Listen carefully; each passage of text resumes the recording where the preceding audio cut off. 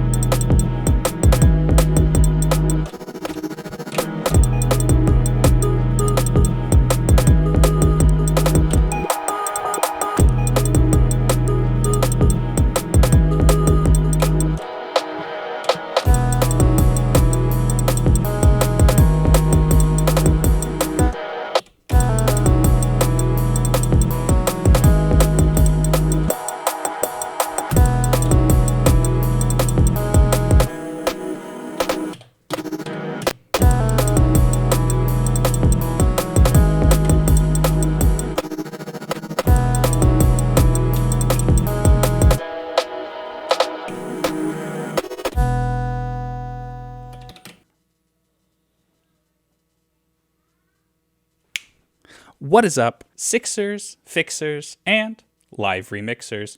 Thanks for sitting down at the messy desk with me this week for a new segment that I like to call Jam Time, Fam Time. The segment where I'm too tired and dejected to do any sort of real content, so I'm just going to show you a jam I'm doing, hang out with my wife here. You get to look at her looking pretty, you get to look at me looking shitty, reflect on how unfair it is that I'm married to her and you're watching me alone in a dark room. Am I assuming things about my viewer base? Yes. Are they correct assumptions? Empirically? Yes. Yes. Okay. So today I want to talk to you. I don't think you can do this to me. I think they might take down my video for this. This video's not made for kids. Okay, no. Today, did I swear? Have I sworn yet? I'm not going to swear in this video. You can talk. They can hear you. You just can't hear. You can't hear my music, but they can hear you. You're not a mime. I don't know what's going on. Anyway, today, I'm not going to swear. This is family-friendly content now. No... What are you Instagramming? On cam? No. Anyway, no swear words, no bad vibes. You can listen to this with your kids in the room. You should have them watch too, so they can see what a real grown-up looks like. That came off as like a backhanded insult. I didn't mean it that way, but... Take a look at yourself. My kids don't know what a real grown man looks like. And take a look at me. You may not like it, but this is what the ideal parent looks like. Okay, we're just going to leave my hair like that. Anyway, today I've gathered you here to show you this little jam session I have going on and to talk about what's going on with it. Basically, what's happening is I have the Digitact running into the Octatrack, got a little live sampling going on. You may be really excited for me to explain how I set up this live sampling little template here. I'm not going to do it, and I'll tell you why I'm not going to explain it to you. I didn't make this template. I mean, I did make this template, but I did not think of it myself. This is something that Matt over at EasyBot has pioneered, and I'm just iterating on that. So for me to sit here and explain it to you would be, for one, kind of vulturous of his stuff, and two, would be disingenuous. I didn't come up with this. This is just taking his idea and kind of making it my specific brand of stupid. Sorry, there are kids in the room. My specific brand of silly. So if you want to know how exactly this template is set up or something like it, go watch the video here, here, here, here. I'm going to put it everywhere. There's going to be 50 screenshots of it right here, especially covering my wife's face. Go tell him how much you love it, how I sent you there, and how you never would have found his channel without me, and how he needs me just as much as I need him. Thank you so much for that. Now, what's really fun about this setup is, I'll break it down a little bit here in my specific iteration, is that I have a through machine, which is allowing the Digitact to come through the Octatrack and be processed. And then I have 3 neighbor tracks, and that is just for the purpose of adding more effects. So on the first through machine, I have a filter and a dark reverb. On the first neighbor track, I have a filter and a lo-fi. Then I have a filter and a comb filter because I want to filter out the lo-fi. I think it's a little gnarly. And then I have a filter and a delay. So I got a lot of filters going on. Basically, I ran out of good effects ideas. But the delay at the end of the chain is so I can go into delay control and basically stutter the Digitact's incoming signal at any point. So if I hit play here, I'll show you. Psych. You can just imagine it happening. I don't even know. All right. This is something I talked about in my first video with this kind of setup, my dream setup video. This is kind of version 2 of that. It's really fun freeze delay stuff. I also have it set up on the master and on track 5 as well. And track 5 is where things get interesting. Track 5 is a flex machine that is set to record the Digitact at any point. All I have to do is hit yes, yes to arm the record trigs that are on this track. It'll record what the Digitact is doing for 128 steps. And then I can fade over to this scene where the only thing that's playing is what the Digitact has been recorded of. That doesn't sound right. The only thing that's playing is the recorded Digitact. So if I click the audio editor here, you can see if I pop this up, we have a little bit of recording there and it gets chopped back. As always, where it gets really fun for me is the crossfader. And you can see I have a ton of scenes here. And I'm just going to walk you through one at a time what each of them are. So in order, we have a low pass filter. We have a band pass filter.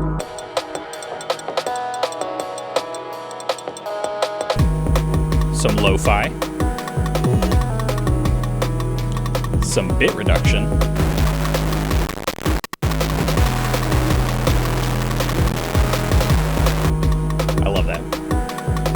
And then we have some amplitude modulation. We have just the totally clean audio of just the Digitact. So you can see if I fade between them, there's no difference. Which is nice. And then this thing here is an interesting trick. So I'm going to go ahead and hit play, and I'll just show you what's happening.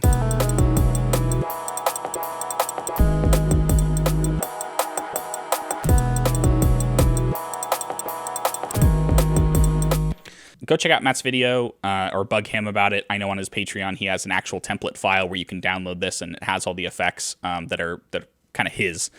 Go check that out, and it's really, really sweet. And then this 16 is just the master recording, which is here. This template is set up to also take the digatone. I just don't have enough 1/4-inch cables at the moment to actually plug the digatone into my Octatrack. So that's kind of embarrassing, but you know, just a typical me situation on how prepared I am.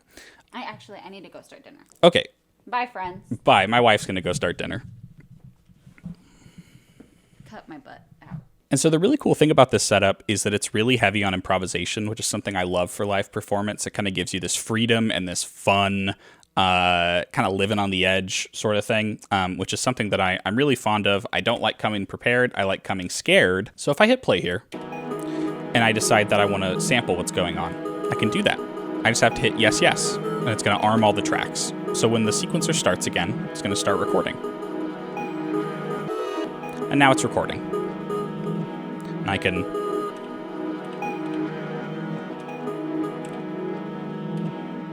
and it's picking up all these little changes I'm making.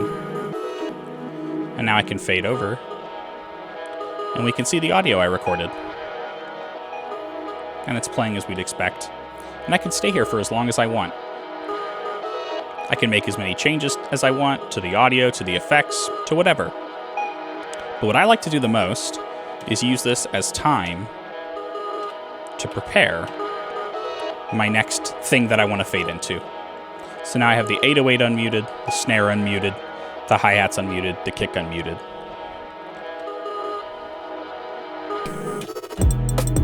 And then bam.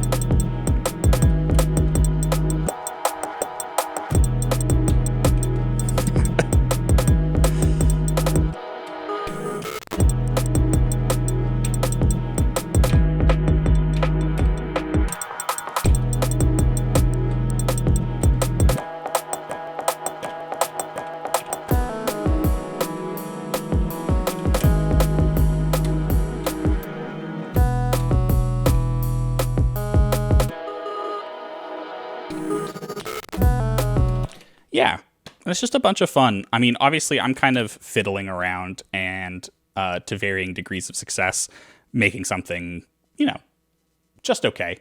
But this is sort of more of a proof of concept, just a fun jam I was having. Another fun thing that I like to do is because this is committed to the audio buffer, you can make changes. Let me save my parts here. You can make changes to things within your part and reload it performatively. So if I come here,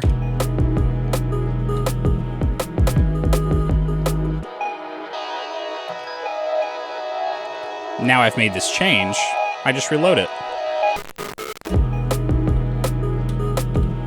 You can do that over and over.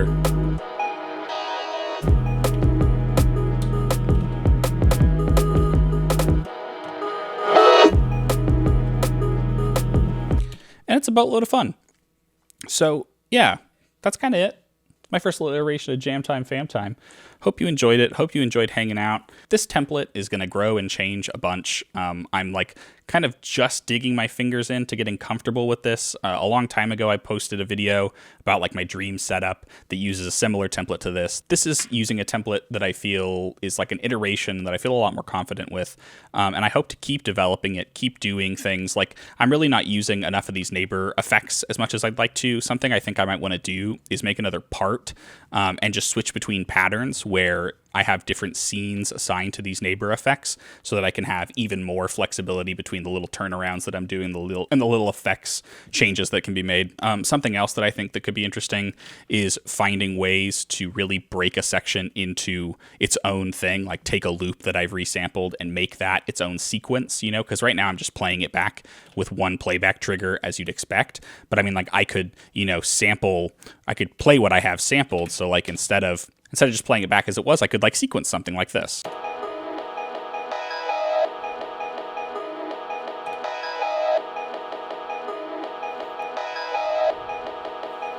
And I think like this is where I start getting a little lost in the weeds, and I want to experiment with that and kind of go, more into the deep end and explore what I can there. So anyway, that's kind of all I got for you. A little bit of a scatterbrained video, but that's kind of where my brain is right now. Work has been really stressful. It's getting near the end of the semester. My wife's applying for jobs to be a teacher.